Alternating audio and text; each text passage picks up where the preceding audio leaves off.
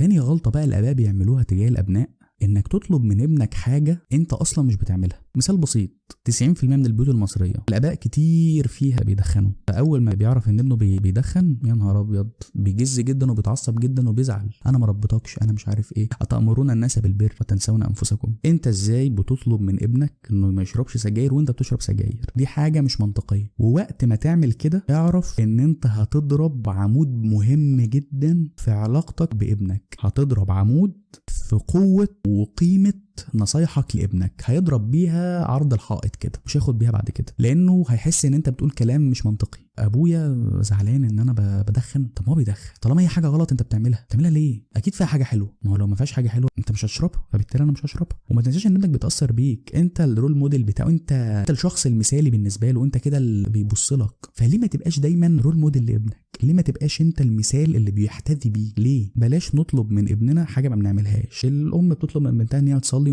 ما تسيبش فرض وهي مش بتصلي، طب ازاي؟ ما برضه مش منطقي يا جماعه. لان مجرد ما ابني او بنتي يقولوا لي طب ما انت مش بتصلي يا ماما، طب ما انت بتشرب سجاير، يا نهار اسود انت بترد عليا يا بابا، والله ما برد عليك، هحد دماغك يا ابوز، وكمان بتضربني بالدماغ، فهيبقى شكلنا وحش. على فكره عصبيتك بقى وقت ما ابنك يقول لك ما انت بتشرب يا بابا، اشمعنى انت، كم سيل الشتايم اللي هتنزل بيه عليه، يا ابن التيت تيت تيت ده انا مربط، انت مالك بفلوسي؟ كل ده نابع من انه عنده حق انك بتشرب سجاير. فبطل، ظبط حياتك وبطل الفعل الغلط اللي مش عايز ابنك يعمله عشان تخليه بطل يعمله بقلب جامد. بس تالت نقطة، من المهم جدا فوق ما انت تتخيل انك تفرق بين خوف ابنك منك وانه بيحترمك. خلي ابنك يحترمك مش يخاف منك، ما تربلوش الرعب. يعني بلاش الاب المبرقاتي اللي هو من هو صغير كده انت بتبرق له، تعمل له بتجزله على اسنانك، لو عملت حاجه غلط هضربك، فيبقى بيخاف منك. على فكره مش حاجه حلوه خالص، هيعملها من وراك صباح الفل بمنتهى العقل والنقاش والتحضر ان ده حاجه غلط. انت كلامك ده هو الصح، انت مربيه، لان كلامك من صغره شايفه منطقي، 1+1=2. انما طول ما كلامك 1+1=4 مش هيسمع كلامك ومش هيحترم كلامك. ولو سمع كلامك هو هيبقى بيسمعه عشان بيخاف منك، وبنسبة كبيرة جدا تتعدى 70% هو بيسمع كلامك قدامك بس من وراك بيعمل حاجة اللي انت حذرته منها. فاهم قصدي؟ فبلاش تخلي ابنك يخاف منك قد ما يكون بيحترمك.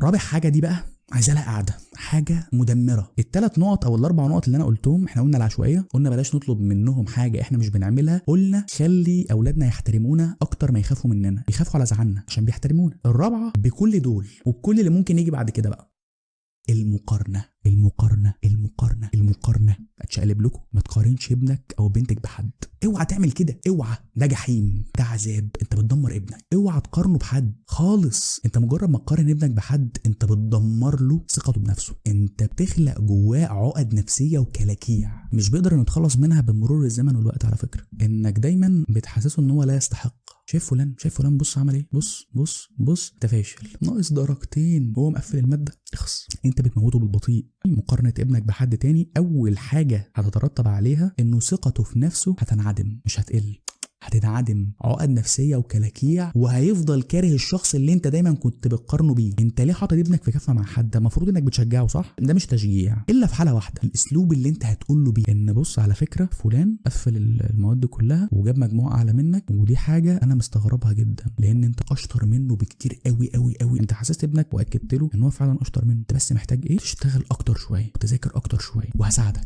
او انا اسف، انا ممكن اكون انا قصرت ان انا ما كنتش معاك كفايه في الوقت اللي فات، فهركز معاك اكتر واساعدك اكتر وشوف ايه اللي انت محتاجه مني عشان تكون احسن. دي ما اسمهاش مقارنه، مستحيل تندرج تحت المقارنه. انت لفت نظره ان في حد امكانياته اقل منه فلان بس عمل كذا، وانت تستاهل اكتر من كده، تستاهل انك تكون احسن منه لان انت اشطر منه واجمد منه. يا باشا انفخ في ابنك يا باشا، انما تجيب ابنك كده تعاله قدامك بص فلان انت فاشل، انت مش نافع، عمرك ما هتبقى حاجه، ده داخل كليه كذا، ده داخل كليه كذا، ده الواد ده بيطير. تعملوا ايه؟ عقد نفسيه بتتكون جوه ابنك. المقارنه بين ابنك وبين حد تاني بيولد عنده شعور دائم بتقصير، انه مقصر، وشعور بتأنيب الضمير، انا ما عملتش اللي عليا. مهما عمل هيفضل طول عمره حاسس انه مقصر، هيحس ان التاني ده سابقه، لان انت زرعته جواه كده، انت زرعته جواه ان في قابليه ان ناس كتير جدا تكون احسن منك وتفضل احسن منك، مش انت عندك امكانيات وممكن تعديه، ده فلان احسن منك يا عم، ده بص ده انت مش عارف، انت فاشل، انت ده غلط. ما تقارنش ابنك بحد.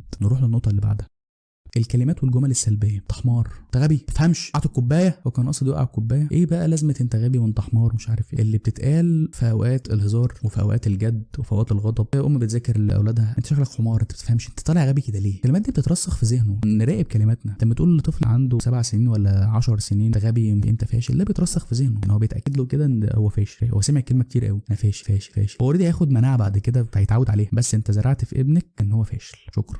بلاش جمل سلبيه، نخلي بالنا من كلمات، نشوف حاجه تانية نفهمه بيها.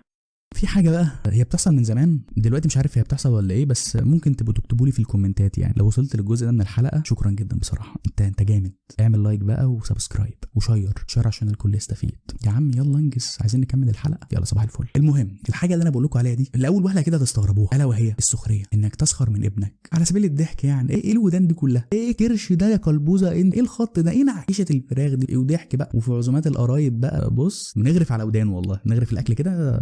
ايه ده بتعمل ايه؟ لا بجد والله بتعمل ايه؟ انت بتهزر على ابنك عادي كده. السخريه من ابنك او من بنتك بشكل في وضع الهزار، يعني على شكله او جسمه او خطه، هو مش بياخدها بهزار خالص. انت برضو بترسخ جواه انه عنده مشكله في جسمه. انا تخين، حتى لو مش تخين او حتى لو خس بعد كده، انا تخين، انا شكلي وحش، انا وداني كبيره، انا عيني واسعه، انا عيني ضيقه، في ايه؟ ده ابنك. صباح الفل. اللي انت عملته ده بيترتب عليه حاجه ابشع، انك بتجرأ قرايبكم على الولد. يعني انت لو بتهزر عليه قدام حد في عزومه ولا في حاجه، انت بتدمره نفسيا. صباح الفل. انت شرطت له قدام الناس، ده اول حاجه. تاني حاجه هما بيتجرأوا عليه، اللي انت عملته هما اوريدي هيكملوا بقى. الهدوم ضيقه عليك كده ليه؟ ولا انت اللي تخنت؟ ولا انت عامل كده ليه؟ انت اسود ولابس ابيض، طب ازاي؟ طب الواد لابس اسود، ايه ده انت اسود في اسود كده نخبط فيك.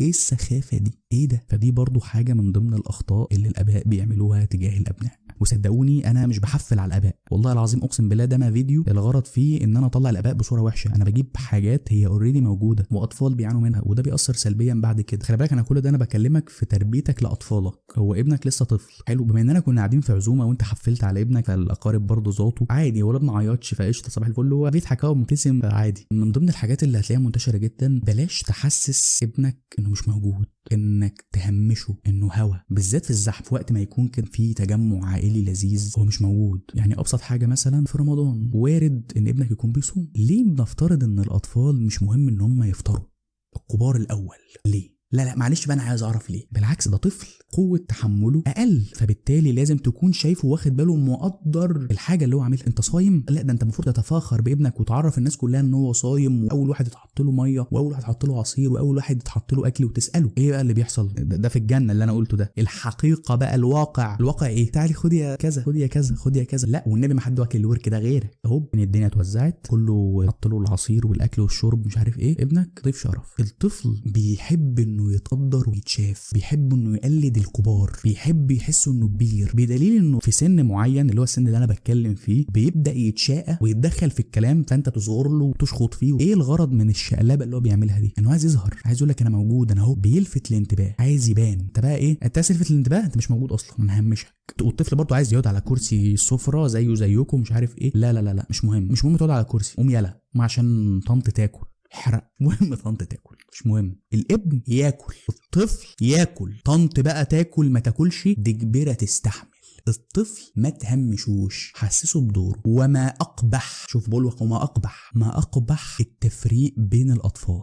يعني كل عيله كده هتلاقي فيها طفل مدلل، طفلين. فكره انك تفرق بينه وبين طفل تاني دي جريمه يعاقب عليها القانون. انك مثلا دي تجيب لده هديه او لعبه وده ما تجيبلوش، او تدي لده شوكولاتايه وده ما تجيبلوش، مع ان انت عندك القدره انك تعمل كده. ده بقى بيخلق نفسنا بين العيال من هم صغيرين وبيطلعوا مش طايقين بعض. فبرضه ايه حته كده قلت اقولها لك، فيا ريت ما تهمش ابنك وتحسسه بوجوده. يعني اعمل له حساب، حسه انه بني ادم، فاهم؟ عشان يكبر كده يبقى عنده شخصيه كده ومش خايف من المجتمع. لان معلش انت مجرد مثلا ما تحرج ابنك مثلا في عزوم او تجمع عائلي لمجرد ان هو عايز يبان او يظهر، فتحرجه او تكتمه، هو عايز يخش في الكلام او مش عارف ايه. بالمناسبه انت لو مربي ابنك برضو من الاول، هو عمره ما هيتلفظ او هيتفوه باي كلمه غير ملائمه في تجمع عائلي. لا هو اولا هيبقى هادي على ما اظن. يعني اللي مربي ابنه كويس في التجمع هيبقى بيسمع اكتر ما يتكلم. ما انت هتعلمه ان هو يسمع اكتر ما يتكلم، لان انت لسه ما عندكش خبره، فمحتاج انك تكون خبره. فهتكون خبره بالسماع اكتر، انك تربي ودان اكتر ما تتكلم. وهيكون مع الوقت بتربيتك القويه والمنهجيه ليه، انك معرفه الصح والغلط، انه في فلتر هنا، انه برضو مش اي كلمه من اللي بيسمعها من الكبار يعتبرها صح ويصدق عليها ويقول امين، فهقولها بقى او هتعامل بيها.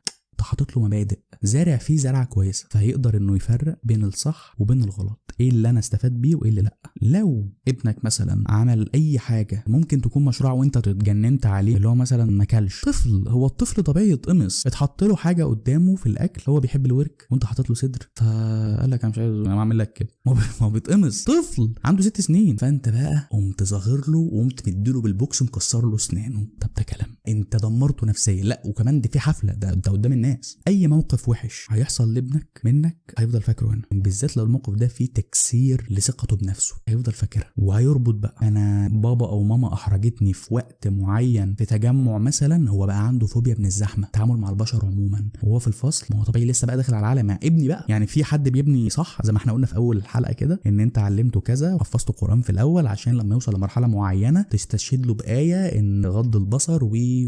ففي ناس بقى بتبني غلط، انك بنيت من ان هو صغير ان اسكت خالص وحط لسانك جوه بقك وكل اي حاجه يلا اطفح ومش عارف ايه، فالواد ثقته في نفسه اتهزت وكان في زحمه واتحرج قدام الناس، فاتربط عنده في ذهنه ان اي زحمه وارد ان هو يتحرج فيها، لا انا احط لساني جوه بقي واسكت. ده الكلام ده كان هو صغير في حضانه مثلا او عنده 6 سنين، وهوب داخل مدرسه، طب المدرسه فيها زحمه، طب الفصل فيه ناس كتير، لا ده انا بتحرج في الزحمه، لا مش بتكلم، انا مش عايز احس بالشعور اللي انا حسيت بيه قبل كده. اذا كان بابا وماما كانوا موجودين وحسيت بكده، امال هم مش موجودين، الغريب هيتعامل معايا ازاي؟ شفت بوجعك انا بالكلام، بدوس، ده انا لسه هدوس. بهزر انا مش عايزكم تاخدوا موقف مني والله، لا بقى انا بساعدكم، وبرضه اكيد الابناء ليهم مواقف مش صح، بس ارجع واقول لك انت برضه السبب، انت المتحكم يا باشا، انت اللي بنيت غلط. يعني ما ترجعش تقول ما هو اللي قليل الادب، باشا انت اللي بنيت غلط، انت رصيت سيستم بايظ او ما رصيتش سيستم اصلا. يعني في اولاد الشارع اللي بيربيه، التلفزيون اللي بيربيه، النت اللي بيربيه، انت جات لهم على مين؟ هو معلش يعني الام اللي بتسيب التليفون مع ابنها او بنتها 24 ساعه عشان يحل عن دماغها، ما هو النت ده ايه؟ كله قران؟ اكيد لا، في بلاوي واغاني. فما تجيش تلومي بعد كده ان بنتك بتكلم شباب او ابنك متصاحب على شله مش مظبوطه وبيخش على مواقع ايه، ومش لوم نفسك، انت اللي سمحت له كده، هو نازل من بطن مامته بالتليفون يعني؟ اكيد لا، حضرتك اللي مديله التليفون وفي وقت غلط وما علمتوش ازاي يستخدمه اصلا، وما زرعتش فيه الزرعه اللي تخليه يستخدمه في حاجه صح، فبالتالي استخدمه في حاجه غلط، انت اللي غلطان. في بقى حاجه، في نوعيه من الاباء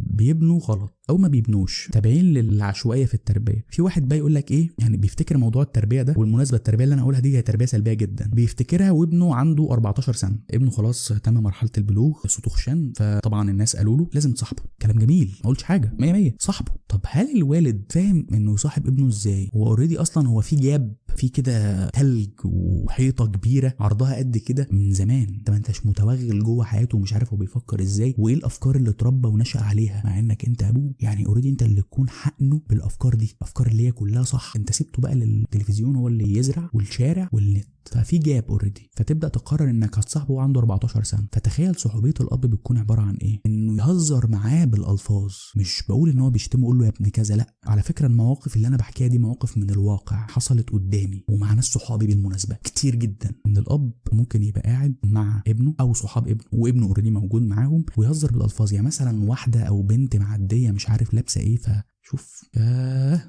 شوف انت بتعمل ايه يا حاج؟